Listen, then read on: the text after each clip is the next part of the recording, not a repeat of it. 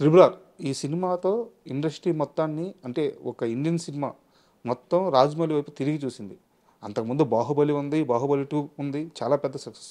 But ఒక కొన్ని దశాబ్దాల పాటు రైవల్రీగా ఉన్న ఫ్యామిలీస్, బట్ అంటే రైవల్రీ అంటే సినిమా పరంగా, కాంపిటీషన్ పరంగా రైవల్రీ. యాహ్! నందమూరి కుటుంబం, మెగా కుటుంబం.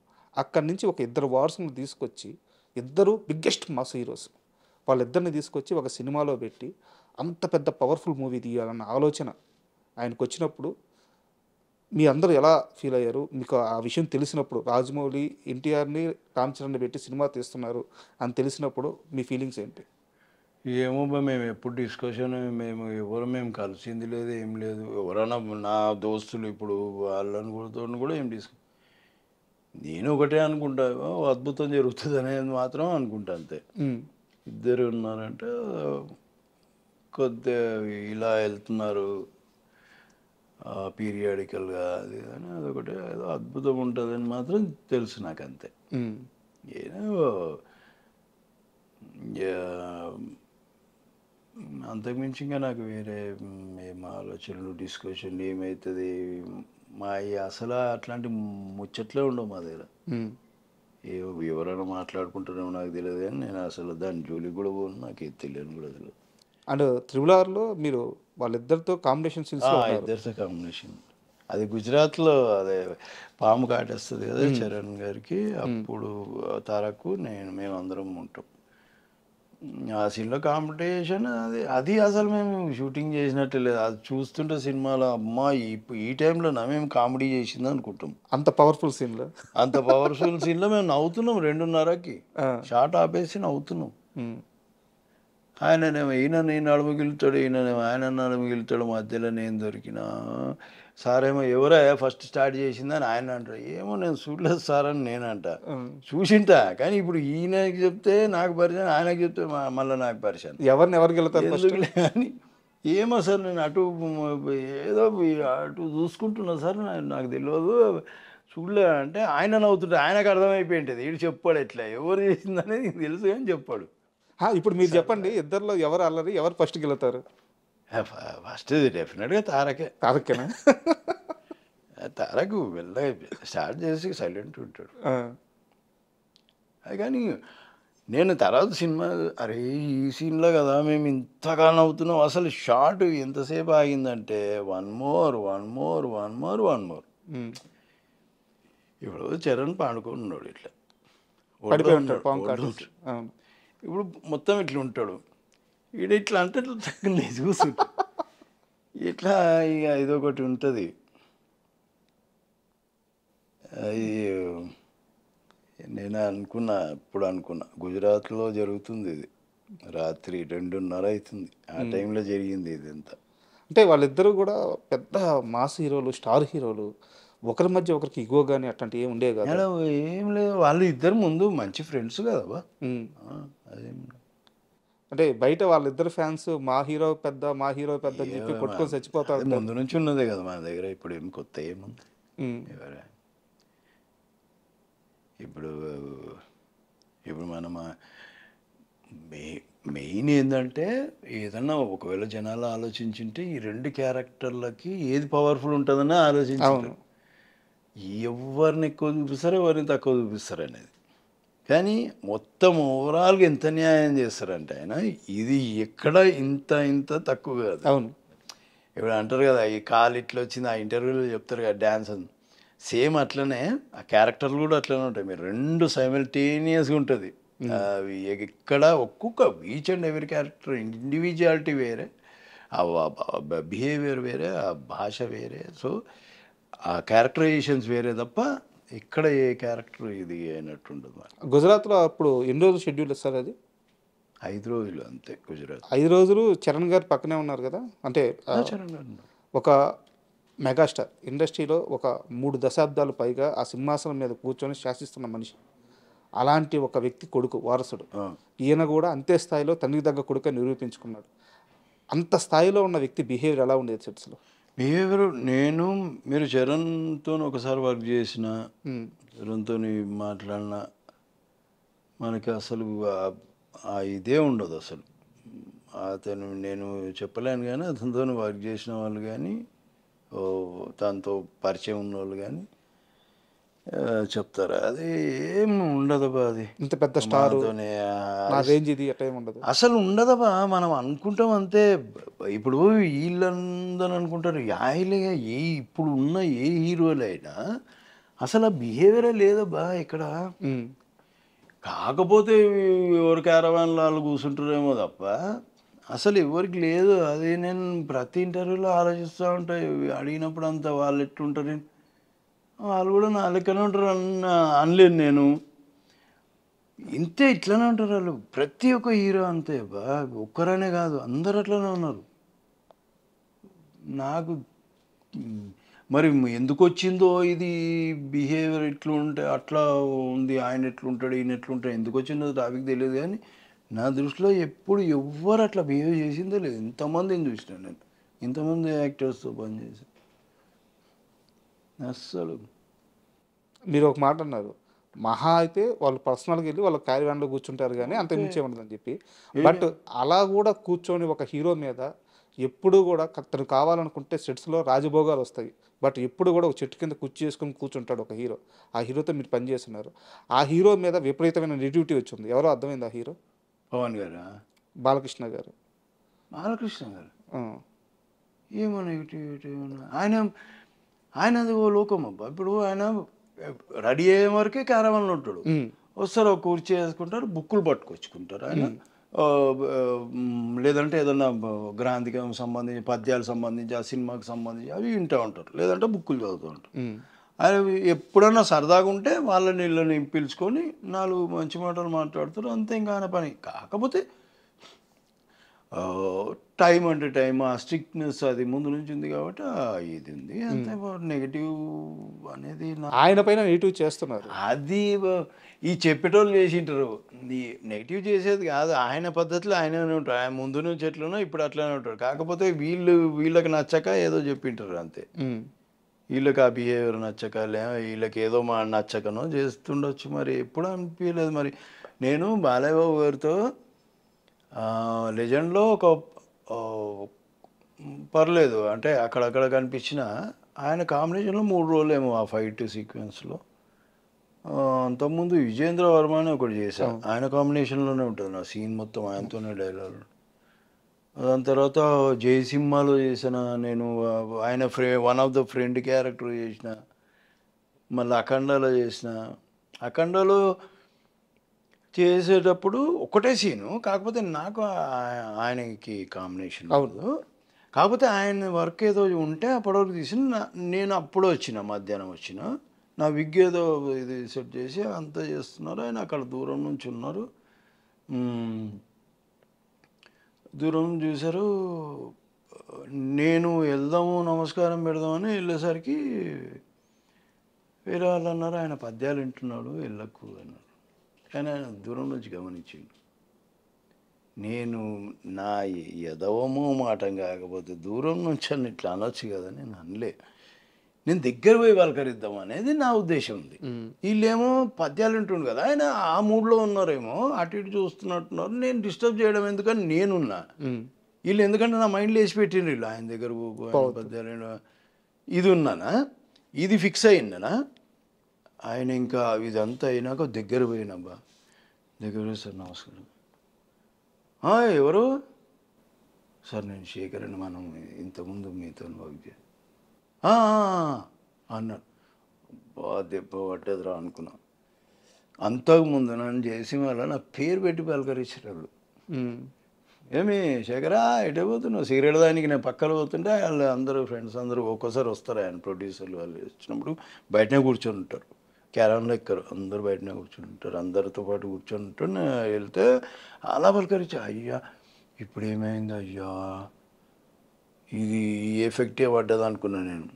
ఎందుకంటే మనిషి చూసినప్పుడు కాంటాక్ట్ అయినప్పుడు నేను చేయాలి కదా. నేను చేయలేదు, నేను ఆ మాటలు వినడం ఎందుకు, నేను ఇది చేసినది అని ఆలోచిస్తున్నా. మళ్ళీ ఇక ఆ విగ్ అది పెట్టుకుంటే జర డిసప్పాయింట్మెంట్లు ఉన్నా. వచ్చి గడ్డము విగ్గు సరి చేసిపోయింది మన అనుకున్నా. అసలు ఆయన సీన్ లేదు అప్పుడు. ఆయన సీన్ లేదు, ఆయన షార్టే లేదు అసలు.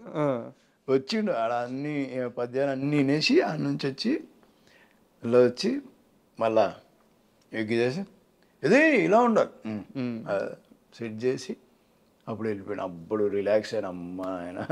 లేకపోతే ఒక సీన్ కూడా ఇదే ఆలోచనలు ఉంటుండే నాకు మనసులో, అరే ఇట్లా అయిపోయింది ఏంటి అని. అట్లాంటి సీన్ ఉన్నాయి. సార్ మీకు సంబంధం లేదు అసలు, బట్ చాలామంది ఆడియన్స్కి ఇది తెలుసుకోవాలని ఉంది. ఒక సీరియస్ క్వశ్చన్ ధైర్యం చేసి అడుగుతున్నాను.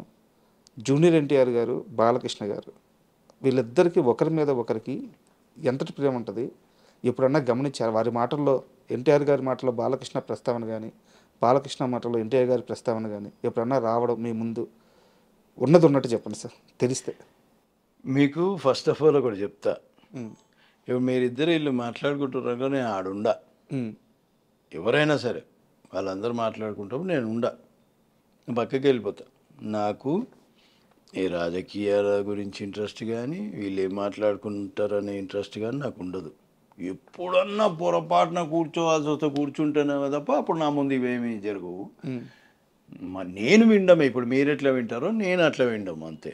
వాళ్ళు ఇట్లా అనుకున్నారంట, వీళ్ళు ఇట్లా అనుకున్నారంట, అంతేగాని నాకైతే ఇప్పుడు మీకెంత తెలుసో నాకంతే తెలుసు దాని గురించి. ఎందుకంటే మనము ఇప్పుడు ఇట్లా అంట కదా, నేను ఎవరితో తారక్తో ఎవరితో అంత లేదు, నేను అలా మాట్లాడలేను. మీకు చెప్పిన బేసిక్గా వేషం అడగనికనే మాట పడే మనిషిని నేను. నాకు ఈ క్వశ్చన్లకు ఆన్సర్లు నాకు ఎట్లా దొరుకుతాయి? నేను అడగాలి కదా ఫస్ట్. నాకు ఈ క్వశ్చన్లకు ఆన్సర్లు దొరకాలంటే నాకు అస్సలు నాలెడ్జ్ లేదమ్మా దాని గురించి కానీ, పాలిటిక్స్ గురించి కానీ ఏం నాలెడ్జ్ లేదు. బాబాయ్ అంటే విపరీతమైన ప్రేమ ఉంది, కాకపోతే పరిస్థితుల వల్ల దూరంగా ఉండాల్సి వస్తుంది అని చెప్పేసి చాలా. నేను తారక్ని ఫస్ట్ టైం చూసింది ఎక్కడంటే అది ట్యాంక్ బండ్ దగ్గర ఫస్ట్ సినిమా వచ్చింది కదా, నిన్ను చూడాలి సినిమా. అక్కడ షూటింగ్ అవుతుంటే అప్పుడు చూసిన.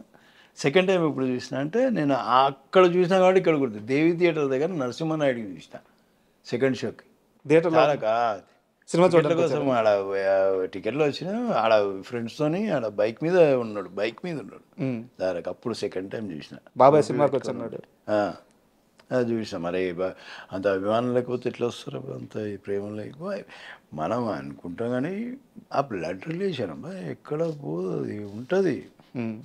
మేబీ అక్కడక్కడ అంటే ఈ ఆయన జర గంభీరమైన మనిషి బాలేబాబు అనుకున్నటోళ్ళు ఏమనుకుంటారో మనకెందుకు మళ్ళా. ఈ మధ్యకాలంలో, అంటే ఈ మధ్యకాలం అని కాదు, నేను మొన్న రీసెంట్గా సుమన్ గారిని ఇంటర్వ్యూ చేసినప్పుడు కూడా ఆయన ఒక మాట అన్నారు. కృష్ణరాజు గారితో సినిమా అంటే మాకందరికీ కూడా ఒక ఫుడ్ ఫెస్టివల్ లాంటిది. తిన్నాము ఇంక వద్దు అన్నా కానీ ఆయన పెట్టేవారు. సో ఆయన తర్వాత ప్రభాస్ గారు కూడా అలాగే అందరికీ ఫుడ్ పెట్టడంలో ఆయన మించిన వాళ్ళు లేరు అని చెప్పేసి అన్నారు మరి సుమన్ గారు కూడా. సో ఈ మధ్య మనం చాలామంది వింటున్నాం ప్రభాస్ గారు ఫుడ్ పెడితే అయ్యో బాబాయ్ తినలేక తెచ్చిపోతాం కూడా. ఆయన మన మలయాళం హీరో ఆయన కూడా అన్నారు కదా. మీకు అలాంటి ఒక ఎక్స్పీరియన్స్ ఏమైనా ఉందా? నాకు అట్లాంటిది ఏం లేదు. మేము మ్యాక్సిమం చేసింది ఎక్కడబ్బా వైజాగ్లో ఆ రోడ్ల మీదనే మేము చేసింది. క్యారవాన్, మా క్యారవాన్ మేము రోడ్డు మీదనే ఉండేటోళ్ళము.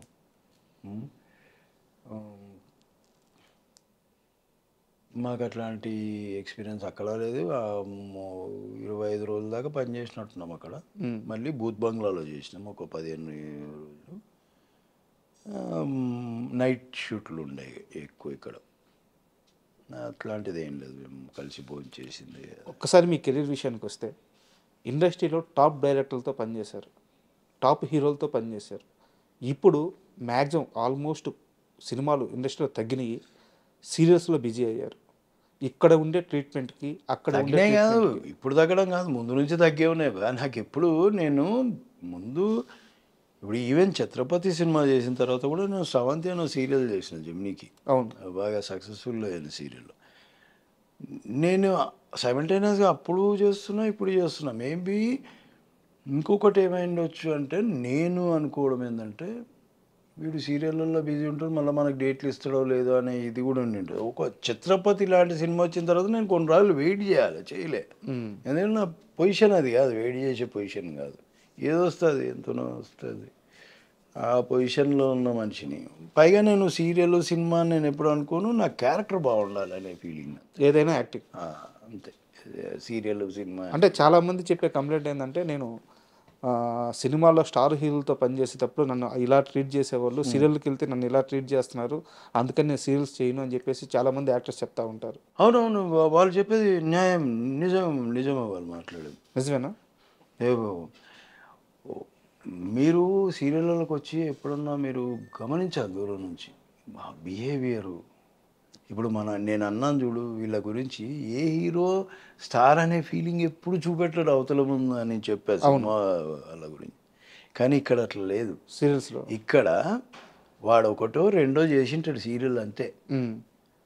అసలు వాడి యాటిట్యూడ్, వాడి నడకలో, వాడి ఫేస్లో తెలిసిపోతుంది మనకి.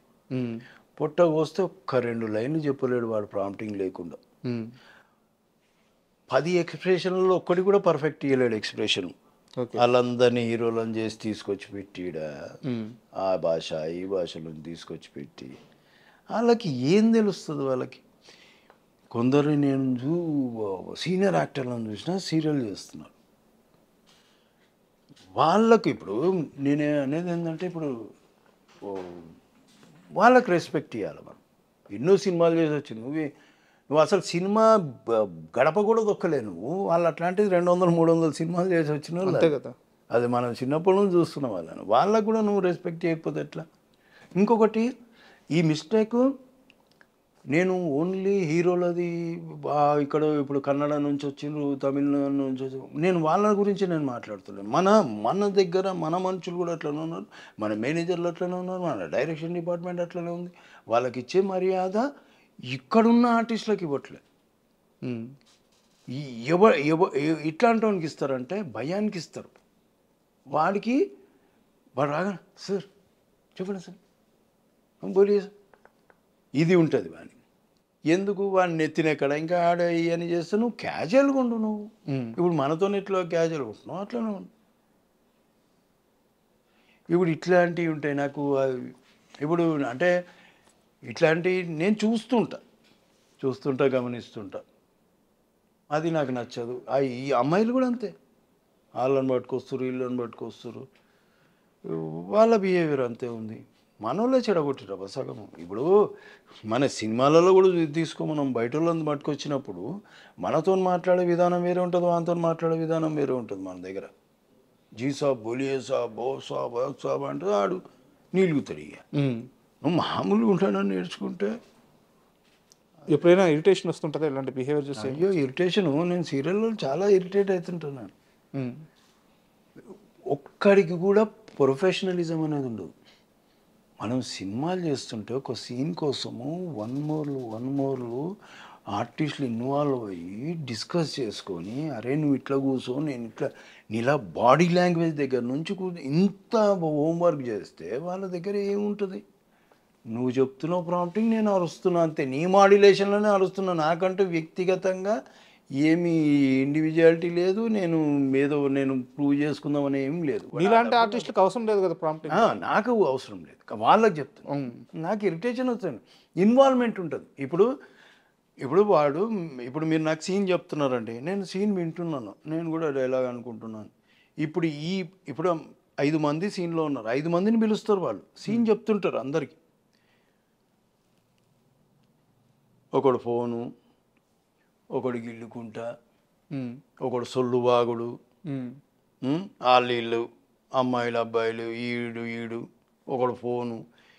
ఇంకా వాడు చెప్పేటోనికి ఏం ఇంట్రెస్ట్ ఉంటుంది? నువ్వేం చేస్తావు, ఇట్లాంటి దాంట్లో ఇరిటేషన్ రాదా? ఇప్పుడు నేనేమన్నా తిట్టినానుకో, పొరపాటున ఇక్కడ దాకా వచ్చి ఆపుకున్న సందర్భాలు ఉన్నాయి. ఎందుకంటే అరే ఈ సీనియర్ కాబట్టి అనేసిండు మనని అని అనుకుంటే, ఎందుకులే వీళ్ళు దరిద్రులు ఇంతే, వీళ్ళు మారరు, మనం ఎందుకు వీళ్ళ గురించి, మనమే మారితే అయిపోలే, పట్టించుకోకుండా వదిలేస్తే వాడిని వాడు నాకుంటాడు. రేపు పొద్దున ఒక సీరియల్ చేస్తాడు, 2 సీరియల్ చేస్తాడు, 3వ సీరియల్ మర్చిపోతారు. మరి సస్టైనిటీ అయితే ఉండదు. ఇలా అయితే ఉండదు. నీకు భక్తి అనేదే లేకపోతే నువ్వు ఎట్లా నువ్వు దేవుని దగ్గర పోయి ఉట్టిగా నమస్తే సాబా అని వస్తావా నువ్వు? అరే జర దేవుని దగ్గర మనస్ఫూర్తిగా దండం పెట్టుకొని పోతే మనస్ఫూర్తిగా ఆయన కూడా కొద్దిగా సంతోషం అనిపించాలి. వీడు ఎందుకు వచ్చిండ్రా నాయన ఉట్టి కొబ్బరికాయ ఒట్టి పోతాడని ఆయన ఫీలింగ్ ఎందుకు చెప్పి సీరియల్స్ ఇంత దారుణంగా ఉన్నాయి. అరే చూస్తే తెలుస్తుందబ్బా, ఒక్కొక్కరిని కొట్టబుద్ది నాకు ఇరిటేషన్. ఒక్కోసారి సెట్లోంచి వెళ్ళిపోతున్నాను తెలుసా, నాకు నచ్చక సెట్లోంచి వెళ్ళిపోతున్నాను. ఏం చెప్పను ఎవరికి.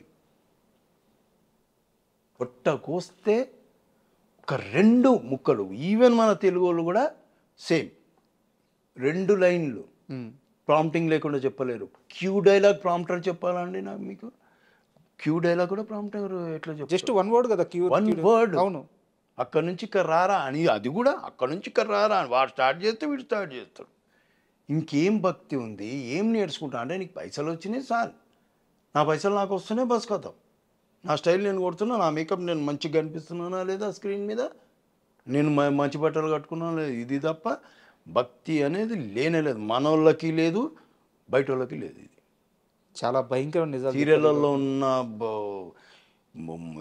అసంతృప్తి ఏదో ఇట్లాంటి మీరు చూస్తే తెలుస్తుంది. ఇప్పుడు నేను చెప్తే కాదు, చూస్తే మేబీ నాకంటే ఎక్కువ నోటీస్ చేయొచ్చు మీరు. నేను ఒక్కోసారి వేరే పనులు నేను అంత నోటీస్ చేయనేమో అట్లా. అందుకని నేను వీళ్ళతో కూర్చొని వెళ్ళిపోతా, ఉంటే రూమ్లో కూర్చుంటా, లేదంటే పోయి కార్లో కూర్చుంటా.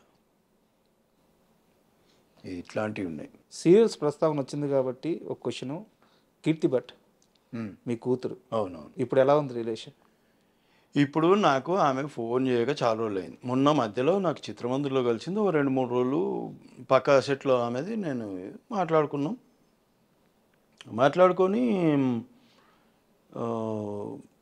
ఇంతే. దాని తర్వాత మళ్ళీ ఏదో ఇంక తర్వాత నుంచి ఇంకా ఫోన్లు ఏం లేవు. నేను అప్పుడే ఏదో ఇంటర్వ్యూ వచ్చింది, నేనేదో నెగిటివ్గా చెప్పినా నేను ఆ పిల్ల గురించి అని ఏదో క్వశ్చన్ చేసింది. లేదమ్మా నేను ఒకసారి ఫోన్ చేసి అడిగింది, ఫోన్ చేసింది, చూస్తాగంటే అందులో ఏం తప్పు లేదు. నేను వేరే వాడికి ఇందులో ఏమైనా తప్పుగా నేను కీర్తి గురించి చెప్పినట్టు అనిపిస్తుందా నీకంటే, అసలు ఏముంది, నువ్వు ఏం మాట్లాడినాను.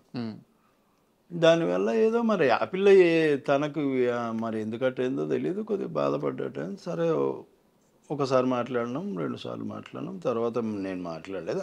ఆ పిల్ల యాక్చువల్గా ముందే అలిగింది, వాళ్ళ ఎంగేజ్మెంట్ జరిగేటప్పుడు నేను వెళ్ళలేకపోయినా, పోలేదని అలిగింది. తర్వాత మొన్న మాటలు వచ్చి మళ్ళీ ఈ మధ్యలో నాకు ఫోన్ ఏం లేదు. మరి ఇంకా నేను కూడా ఏమి ఫోన్ చేయట్లేదు. వాళ్ళు రావాల్సిన డబ్బులు వెనక్కి వచ్చినాయి? నేను అడగలను, నేను అడగలేదు. And for more videos, please subscribe to iDream. Please subscribe to iDream. Please subscribe iDream. And please subscribe to iDream. For more videos, subscribe to iDream. please like, share and subscribe to the channel. Congratulations, iDream. Subscribe to iDream.